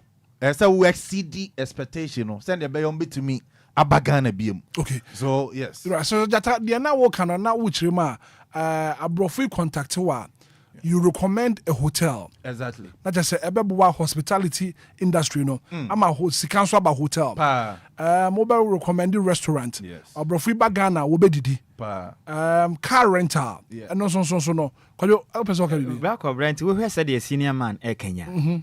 Not just a whole lot of employment in a was my year can you move. Look because instead of be a case any panable bedidi or better or the cannabis on fact can free US. Could do sites one more crano. We'll be so a business be our tones or ton drinks and the idea. Yesika, Uncle Menka ya one chile. But seniors and as a debida. In fact, ye best Ghana man penny or buy me who's in any abre our person in any ditch. I mean, yen tourism. And every creative art no nani egu so eku ho sa de besere no we dia de sere mebu ni bebre na omatu om ho agu galam sei mo maye om ho fin sa no enko munya adwuma bi sa enko magya ye wo nipa no wo ho sika wo pen nsaka obi kura pese enko koye aduane wo ba bi kura no wo ton ekwan ahodo ese de ese ne ekan ekwan na ekwa ho de na ase de nipa no ose de na wo ode ne kwakwa na nimbegu ase. Yes, into one try crash or better. And why you might was baby or cast on for being unqui. Into then I'm penny for ye. Your best one mad da. Woman dim. Yes, I won't. Say the senior cano. Minimizan them the be now and anoa. If be a brain in them permitters will be to me can answer. Ogusu be a nipa. And the Yamin Shano. Hey. Satori Bagana. What are some of the challenges? Okay, Medasi Bebre. Challenges no bebre. Challenges no bebre. Na send me di kan no accessibility no ye di kan aka ho asem. And how respectful we are no. Adia ba ko a foreigners e ba Ghana, omo Ghana for aba so pa ne say Ghanaians are very hospitable. You to me Ejiomo of fell so. Ahohoye dear.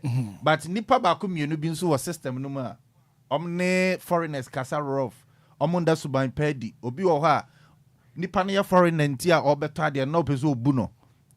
Obu ni kom. Sa ne man ketenkete no mu hu a ema Ghana nya nika ema ma bad reviews. Enti say obehu foreigner no fa obu kwan so enen daily. Respect. One challenge. I think so. Fees. Your friend is saying, Siko mutia entrance fees. Entrance fees, yeah. Adia ebimu complain pa, especially Nigerians. Uji African Americans are Nigerians ne bagana pa. Okay. Anya omo motihano. Obo for tourism purposes. They always complain say adenti ni nyina West Africa. Na yanje Ghana ni and then Nigeria need the same amount. Almost so they complain about some of these things. And also I a challenge but it's only Nigerian tourists enema. They always complain. We are like Ghanaians, yeah, Africans. In Tiadena more XCD prices, no. Okay. And deplorable states of tourist sites. Okay. And also a challenge, pa. Okay. I want to me person me bo no. Kakum National Park. Yeah. The current state that is saying. Okay, so as for Kakum National Park, I can confidently tell you that very strong. Oh, your maintenance. Every 6 months, I'm changing ropes, no. Every 6 months, be ropes na Kakum National Park, no. I'm changing. Every morning, I'm miam. Anopebia. There hasn't been a single casualty at the Kakum National Park. So for them, their maintenance level, they make sure time be and maintain, they are there to make sure that it is fully maintained. So constantly, Kakum National Park, they are doing a great job when it comes to maintenance. Okay. Yes. Okay. So bosomi nsia bia no Kakum National Park ehoma no yemiemo ana no pebia. Yes sir. Say video no ho ndiko betumi e de atoso ama ya Kakum National Park. Yes, nkede ye kana na wo. Na one hour here live on Facebook no. And so to me hu Kakum National Park no. Yata abrofu iba. Yeah. Your Ghanaian music omutie. Omutie Ghanaian music. But P9 nim Ghanaian musicians. So we have a lot of work to do. I always try to sell Ghanaian music to them. Abribiano, me sometimes question it to me pop it up when we are in the car or in the coach. Obi to me business, can you tell me about Ghanaian musicians? Then I get the opportunity to explain the types of music we have and the types of musicians or musician categories are here. But I can confidently tell you that artist beat is a Black Sheriff there. Almost every group biano, at least nipa bi enimno. Ewo group num. So I don't know what is working for Black Sheriff. Like almost Obia bisa broni bia. Ghanaian musician ben onim. Osi onimo bia apart from Black Sheriff. So I think apart from Blacko, we have a lot of work to do. A lot of musicians are in Ghana. Omo bom homodin. Say omo bedrew the international world map and also but omodin do baby. It means that we have a long way to go. Okay. Once in a while you hear people saying Stoneboy, Sarkodie or Shatter, but it means that we are not doing enough. Okay. Because if you can have about 30 foreigners, not only one person in Black Sheriff, not only anything about Ghanaian music, then it means we have a long way to go. Yes. Aba free bar with the Ghana nnuane. Okay. Unze ome to kwan. Nti dodo na omo person omo try Ghana aduane. So I try my best to introduce lots of Ghanaian dishes to them. Ghana dishes when I introduce you to them. Fufu kra no mitimi kira say na yetwa fufu. Na utwa kira omo. Mi twa kira omo. What you say? So especially restaurants now, your local meals now, your buffet no. There I am a Thai recommended pa. Baby to say Asmera. Oko Asmera. You can taste a lot of local cuisines. Just say, what the abrofo ko ha o mani jepa. So other big hotels to say Kempinski Marriott they also do buffet traditional meals. So some of these things I introduced to them and they are happy. When him say I'm up for a Ghana aduane pa. Obviously Ghana aduane is very very nutritious and healthy. Okay. They compare my aduane the Ghana aduane is good. And I recommend fiber-based food for them a lot. Send a konya koko and bibi. And fiber-based food bit is a tiozafi, bit is a kokonte, hausa koko. I may recommend them foreigners ma omudi. The Ghana aduane there you make sure say you be tompa na dodo na susua because omo buy you cooking lessons. Okay. It me cooking lessons. Wow. Obia choose aduane be ba ko mienu bia opeso usua. Na ya package on betro. Okay. So yeah. Nti wa ban sare na just wo sua de pa. Kofi imagine. Hitman. Yeah. Jata kasapa. Jata boom jata. Hitman. To guide for nyina na te say jata boom jata nka Ghana ko achiri. No kure na meka chiro. Hitman. When it comes to these things now, enye easy. Once no ka say ebi mu ntimi ene omo nkasa yi. There is a problem with that side. Na Hitman. Na or can say 6 months be a Kakum National Park omo miem.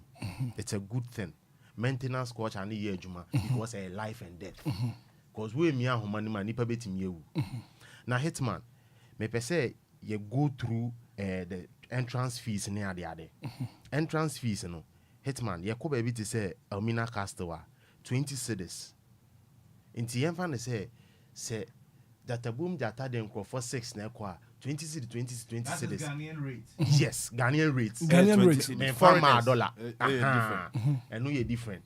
Me farm dollar. And we are Ghana new.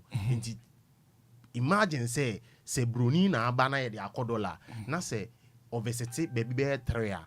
Ahina Ghana enya. That abrofo na abrofo rate ni say.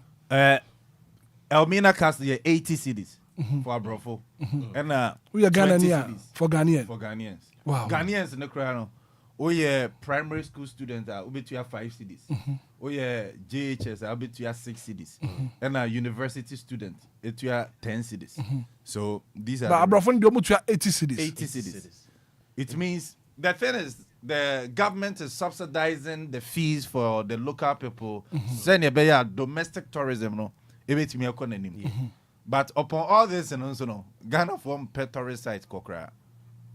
Even though it is subsidized. Okay. Yeah. Coffee, mami too. Inti Hitman, yemfa ne say nipa dodo a ebefa jata boom jata and ansem and the aba Ghana has see I visited this story sites now.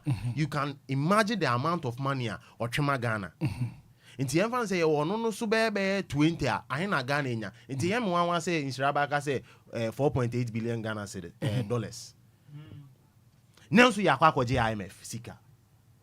Sky yenya okromas edoso sin sky yenya wo tourist nko an edoso sin sky yekoje wo IMF enti se sky na tourist yenya free tourist for no ye de yeden yenya maintenance kepos okwa akwan na nye street light ni so but if was kwan no yes kepos kwan no street lights enye se mi twantro mi ama faso last month no street lights kwan no mo ye nso ma ye sika so amanfrum menim pe an accident see lady ni free car ni nanim mojane ne nsa wunyina e ka ketekete nko de boy e car ni cause of overtaking kwan na enye potholes nso ye gi se skawe e san nam sa kwan ya so e the tourist for ye den e ko ho Hitman says can mo de ye den mumbra metire mumbe ma ye figures of eniama mo de says can ye ye ba ko hwem Data boom data on the ahibia. Nanso nanka utua ni anke enye bad. You understand? On the ahibia. Nanso these people omo anso na generate sky den e de more mine no. Lot of money. Enye ska keto wa. Oko baby to say Benin. Yeah. I think last 2 years me ko Benin. Oko Benin, the government is government enough for tall guys no. You know or educate you etiyomuka because when we say tourism when you go to Benin, agriculture is the number one. Tourism comes next. I'm on the agro. The government, you know, tour guide like me, you know, I invest in them. And your Marco school, abroad, your more. Adreno, and Mama the year a juma for the nation. The tour guys are worried there. Uko Benina, government on their helm. One mom baby ada near the. It's yes, you bet me the bomb man. More than it is saying. I bind the Marco school. I bind a rest and money, and I said, Mwam, but baby, yeah, your bottom, yeah, On that Peru, we see. Nelson or generators I'm on my way. 4.8 billion. But I want him 2024 visitors and as a foreigners about Ghana. 1.288 million international visitors and a bag Ghana Hanum. Now Obia ban was spending $100 crampa. Are saying Hitman. Ghana I say me say the last time I can say government ni kunyen. And I hear nipa na eti kroma so ye kunye ho in a sense obi generate 4.8 billion a year $billion a year now on that payroll so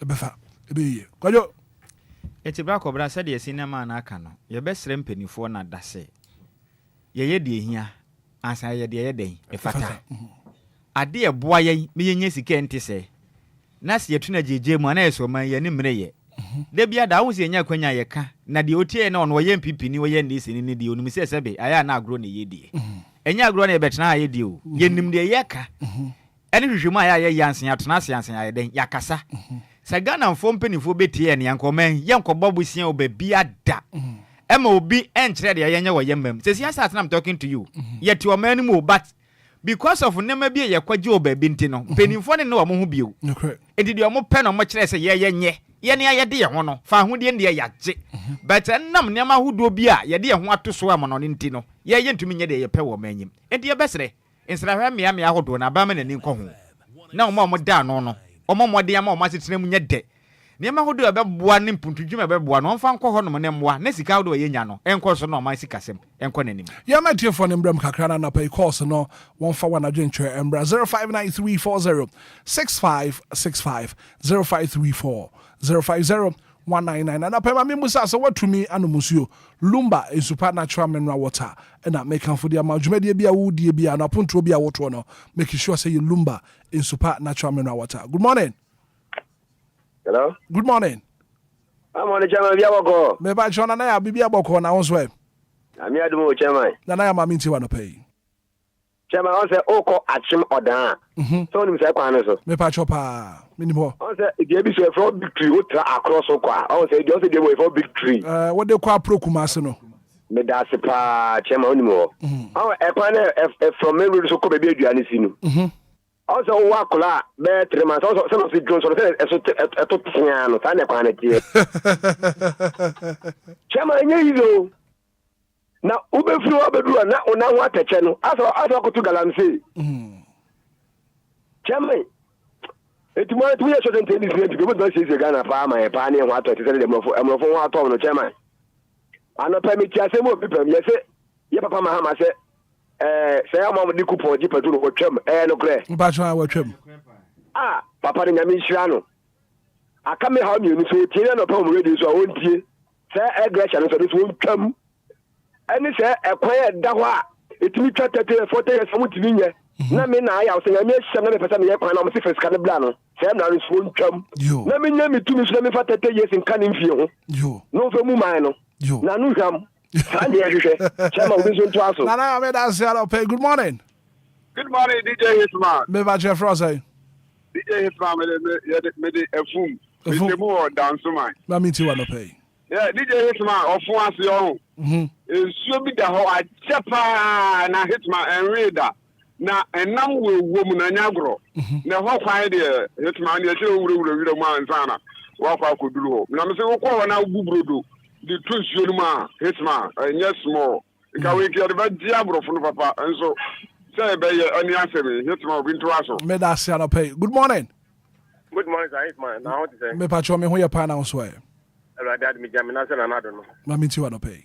Na daddy who to say Me ba cho daddy ho ye pa Kaze me tia no papa ojo so you then you want to they are the same way because nobody see my when you want to get the minister the tiase they are touching you know minia me me fa un mama samai mama samai ba bi o mo ye kwa no so my head bi ara police 150 for bi gina o but mo dia na ma report ko bonita o ne ha de the taxi twemu na the taxi na fa dropping no e de no maka kra o ka ni mo nya so wa tere car to nya so do mo car suru no ma stop o ka pe o do 10 cities okay taxi twemu nyom do bia 10 cities and working na car so ma do people behind no mo ko free I see. Right. And up yeah tourism wasam. Yeah tourism wasam. Make wasam. I am going to say because we got baby. I tourism no go he baby ah. O kon sa he baby do ko do police for we say. Nya go say magana. No correct. Okay. Baby tourist attraction na pe for kon hwe no. Say no mo bi wona enkoye and sisu ya apan for the nanya den. This is so no say say be be sky dey. Amo man Ghana. Na Ghana dey akora na midase. But me so me da sia na pay. Good morning. Good morning. Me ba che for say. I'm sort of a prophet. Mo agba so ya issue. Me na me ma ade kin. You. Ye chi abuna so adrofo nyina. Yeah. Me me nkute de me hu fa so bia I work for a for Ghana. As a Ghana for discipline, it require discipline. But how about how discipline?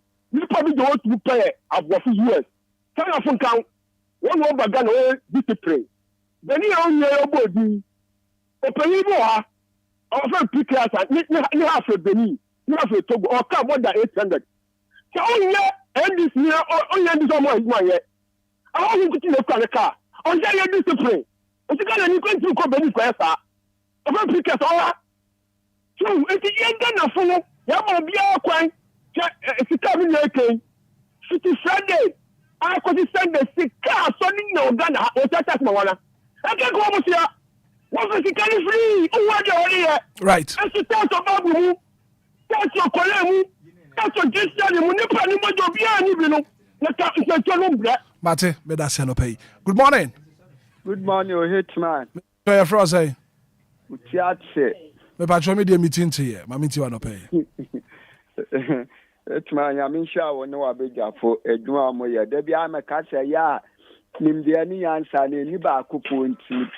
Nti saban hu se bia ono nkwa no ntumanya ya on contact mo na mo de amokan se o contact mo ma mo ka ya France even na mamu ne ho anka Ghana ebetumpura na ebekoi enimpa sa tourism atema ya kan so omunim na omunim pa omunim na omu wiye de enye mbakwa akwaje bosia se Ghana fu yentu a mo mpempo nkra mu ntua bi mu bibia anya ne yefa Inti de aba bo ma na aba mo ma na akwa anim no ya mo ka kire mo ade bia me ka mo ntena DL ho no mo nti afutu sem na mo ka na ma Ghana entumpra na Ghana nkwa anim de mo ya ne de eboa Ghana Hitman nyame nchi am na adwuma pa mo ye yeah that's it. Good morning. Good morning, Hitman. Gideon Berma Sante. Yes sir, master. Gideon ma minti wa no pay. Hitman ade ma hu owi ase ba ko ne se enipa ye trust ni ebu akonta e mane wo ye bi atimi ye se pa titi a football ba wi ase no me coach bi anka ho o mo trust ye hu se agro no se di coach ba be kan ho no tete enipa na e betimi ye ene ne coach ba ye football aye di kakra no show Ghana et ye di pa se tourist na e mo kan ho ase mu edibi baba bro man ya na enne feti sabia na sanke ebi hu sabia ade na nke kwanya ye be faso ama nipa ni agi ehoko ya hwehwe sa kwani ni nsiesie ye mu akonta emfa bibi ababo aye ho Hitman uda dade Lumba na nyum na noto ene so Yesu papa Lumba nsuo ama nipa etobinum wade enwa mu so ya ebe buo nipa aboa wo no amu etini wa bebere wa ya yemu wa konta kakra ne ya ebe buo wo man no Hitman uni nyamenya djuma wate Gideon very much sante me that say good morning. Good morning, Hitman. Me pa chwe for say Mr. Nyako ni o Tabani Tower Champo Village. Ma minti wa no pe Mr. Nyako. Hitman pa cho nti some bebere ya kan na ya omotia na omotepa hey che uni ma bo bi ya fe na particular Hitman. Mr. Nyako. abo bi efe na petokura wo se wonim no minipa ha obi do no mokofuo na mokona so abre fine apetokura ne ma ekom mokona ya omo ntumere nti omo tia no makam mu de egu omo se mokoni nyina ana moku abeto no be se apetokura adenti na mokono kekam se ne kwa o se ya aboro Oma ekuani no enya faso bia mfrim o che no aho Ghana penufo anu na yesa ne bi ka no o to hwe omo ya aboro hwe Burkina Faso soja ni ya odi o ma no sisesi yi na minim na mka se wanyi say 34 years that no kasa wo Facebook 34 years hwe ne waye kodibuwa that no kasa say other African country corruption and the chrono e wo ma emusa. In fact, you're going to pay for Kebe year 2028 about what Obia when you 50 years will be Gina come and talk about no because Sabi in previous. You so could be when you do one tribunal and not go papa. So, this is what man say. Aburo Skedia Basa and a woman. Right. That's it. Mr. Medasi, Mr. Nyako. Good morning. Good morning, welcome. Me about your Frosty. I would answer me, Katakia Shaman. Mammy, you want to pay? Well, if I told you, you're finished for, you can't want them. Maybe you can, both NBC, MPP, or Munina, you do Kadaya. If you say, you're body $4,001 a year, if you are my Mupina, that's kind of fun. That's kind of the young boy you know. Yeah, the first can hear them when young canning to phony meeting and what mining means.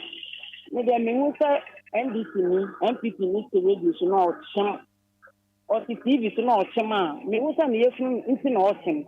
Men Casama have a year for said then I'll cut then I'll come and paint ye. He said the old back on Yansa or back on Yansan or home Macrono. The other TV to reduce I bet then a year, the abo mining, the brain in a gun, I say, I be young. Yanya ifa hudie enti sa fa hude den ye dia ya aboa ye man wona mukroma nkwala ebi utumi sa akwale ne tinyina tese na tade sense utumi say ma me de obedi kra de man no wanya bia hwe ne ba ne so na ye wusi papa bi wo man we mu a ye nya mpeli fo papa managi o man ne mayen that's it Nyankopon enka won so ho. Good morning Katati me ba che Frosty Mami tiwe. Katati. Aba you first do the katase community at one yebon. Do this community yebon. Ye ama o my Ghana say the constitution for to be behind. It is a man the banam say menya bibie di wo ho a. Ya de sem dem sabeka. Na wo mo my Ghana say pa yi ni peku enan. The bubu mu so aso. Yi be kai ahenfo. Asofo. Police for and judges. Wahine so anfo we dey never say gamanche wakasa me tukui we be am used to a be me bi we na bi we so baby short enti ahemfo no tumi a ka wosom dominate from it was a politician fear much in fear nine wo ba the seven me akonti me na no ni krom ya media e ma no time wahine e be interesting bona ya info sorry say the cost for men politicians do mu ya no wo mu mpna but say Obia no bet my bibi na ya hin fun na dan politicians yum be gin tum de me fa kimba en ho ana wo mu ge anya magu kimba en ho ana mo ye asofo wahene ya paso kromo a ekoso my ganam asofo bi no yo ya no bi na kwa sorry wa so dem okay pharmacy ya no bi na dem pharmacy that's it maybe police ni what is the problem ba ko to judge be give kentina ma menye no kwam no age wa wahene don't fancy no here but if you are the uncle for the minister don't fancy na o my mama sometimes you can hear me akasa you say yasa right mate me da se papa bu so ya braso ye ntumi fa ko ne biem jata ye ko mo final comment na fi ye hwe ye den ye be ye what's the future for tourism industry in Ghana? All right, the future for tourism in Ghana no very bright. So you be invested in our tourist site ebe boa papa. So as I said, you're making sure that you promote to private companies. Send a be to me invest. Say I buy no crane to me nye bibra. Omonfa akwenya no Emma private people. Send be omonso betimi a contribute to your quota. Yes. Right. But Jata Buam Jata a tour guide and a pay your das so abanafi when you didn't come on. A come already and that was a jibre pa nafi you didn't come on, but a best pebre nafi wabani the tourism home come. Thank you so much for coming. Jatana or talk company Nidino. Warabeba Tours. Warabeba Tours. Warabeba.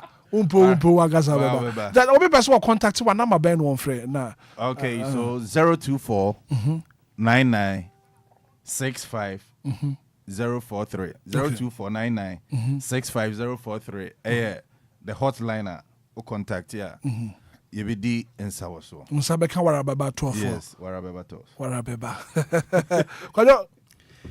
Brako bra ye kono na ye na ye tiefo ni nyina se se o moje mre ne ye tena ye ena sɛ de America na ban me na ni nkɔ ne ma we hu ne bɛbo ma ne ye daakye akoye nim ye se ye pisika na sika atwe ye ho ahia na ye gya hɔ kɔbɔ bosia mo no na ye se o ma no nya de ye pɛ ne daakye enti ye bɛsere nsira hwɛ me ahodo no man mampani me na ni nkɔ ho ye no mo mo so mo ye adwuma de da no so nhwɛ o market tue mu on tue o mo ka o mo ye o mo fine no mo nya so mo di sika mo mankasa ho no na brako bra wa wonim me wo fa asefo no ba ko wade yakopon ya adoma na wotwe mu bosima be ndeto so dunkrom na o wade na ne den eden agi na be man so awanya na okwa akwa no no ne ho fe pa ode same ti wa wo hwa same ne agi ebe course on the 19th of this month 2025 wo priest ahiman na ebe course of Methodist Church Ghana Wesley Society wo priest ahiman ti we de mi amadam fo ba ko wo priest ahiman on ya sere member ne den the doctor ya ba ko de do abon man se na abroso ne nua ba ene agi a yakopon ya duma na wotwim o wade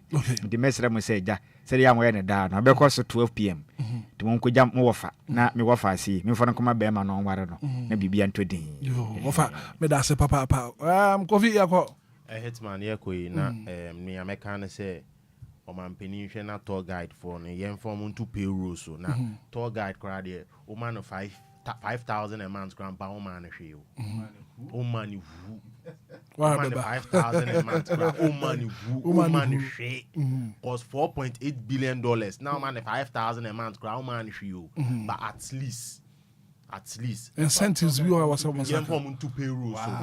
Now, because these people are the ones that they are generating money for the government. And then yes, government receive free tourism tourist sites. Me the new EP about Deep and Dope EP. Oh, okay. And go check it out. Music. Yes. All right. Well, thank you so much for being part of the show. The very good act of being a good guest is to know when to say goodbye. So, like I said, Encoma production team, no, Minshaba Kwajo, some maybe executive producer, Kofi Taylor, DJ Ziggy B, some more Kwajakwa, streaming at the social media and so. And I guess this morning, Jata Boom Jata, Warabeba to see you, and in the Bonko money from Hitman. Good morning, and enjoy the rest of our programs.